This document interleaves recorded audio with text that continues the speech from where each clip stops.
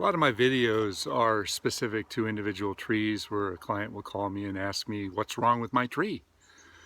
Sometimes I'll get a call from someone who says, what's wrong with my yard? Now this next video is kind of a disaster. A landscaper sold them way too many plants. They planted them way too tight because they had a purpose, and well, you can see for yourself. This is going to cost them dearly in the long run. So check it out and tell me what you think. Leave me some comments. I love your comments. I'm at an interesting consultation. The client wants to know what to do about their Italian cypress. And what they've got here is 5 Italian cypress planted in the space where there should be 1, maybe 2. And they've gotten quite tall. They're probably 25 feet tall. You can't see through all the other brush here. They planted them because they didn't want the neighbors' tall windows looking down on them. But now that they've grown so thick, they're asking for advice. And unfortunately, when you plant a grouping like this, all the trees become inferior because they don't have an opportunity to branch out evenly all the way around. So at this point, it might be a good idea to remove possibly the 2 center trees, but in doing so, that's going to leave the 2 outside trees devoid of foliage on the inside, and there'll be a big hole through there. And the question is, well, will it fill in?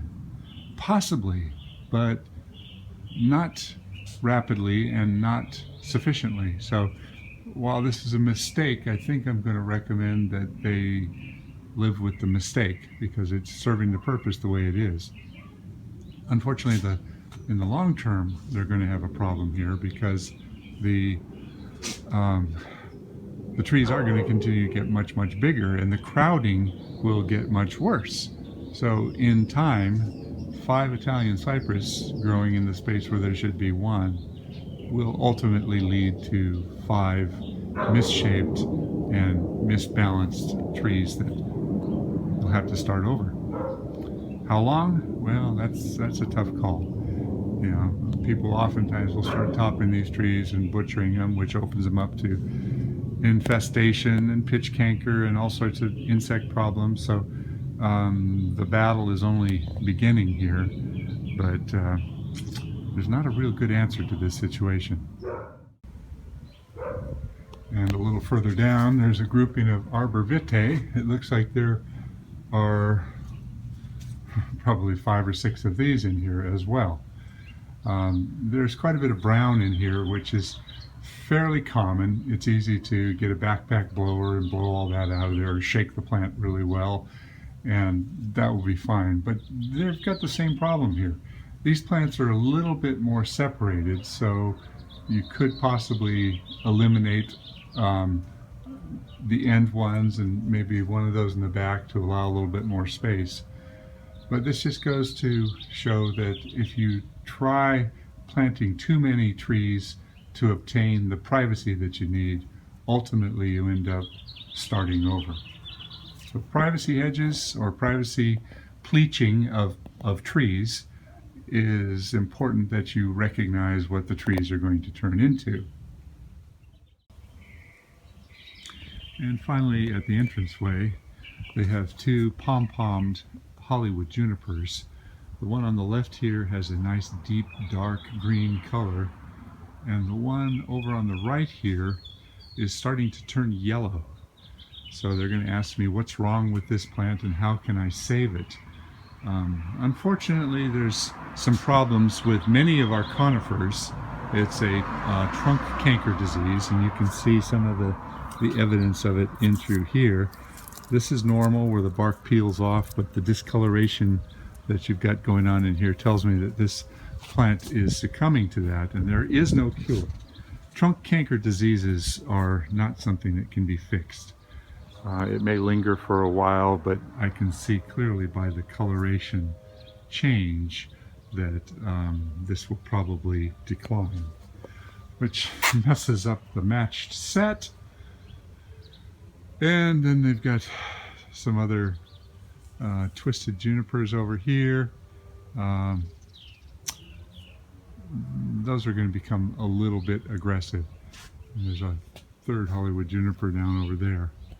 Too much of a good thing equals a forest of problems. So you have to make your decisions, but you also have to think about when to get rid of things. I'm going to make a guess that this landscape was professionally done and they paid a lot of money, because many of the plants that they have in here are stylized plants.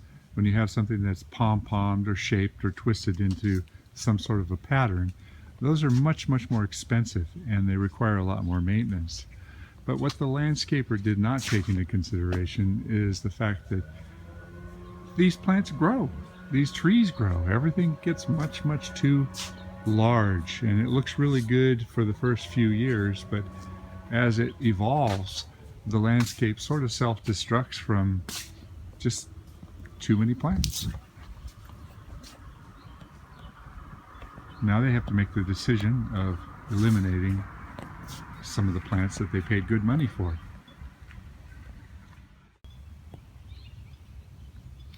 And finally, over on this side of the property, there are 1, 2, 3, 4, 5, 6, 7, 8 Italian cypress. And those are planted fairly close together. They're tall, skinny plants. Those will evolve into a nice thick hedge. They are planted about 2 feet apart, which is much better than the ones I just showed you. They will evolve. One thing to take into consideration is high winds. Sometimes plants that grow really tall and really fast and slender are protected from the elements by the winds in open areas until they exceed the height of the protective buildings. And I've seen situations where these trees will grow higher and higher and higher, then all of a sudden they get blasted and people wonder why they fall down. It takes a long time to establish a good root system, and if you plant things too tight and too close, all these plants are competing for the same space.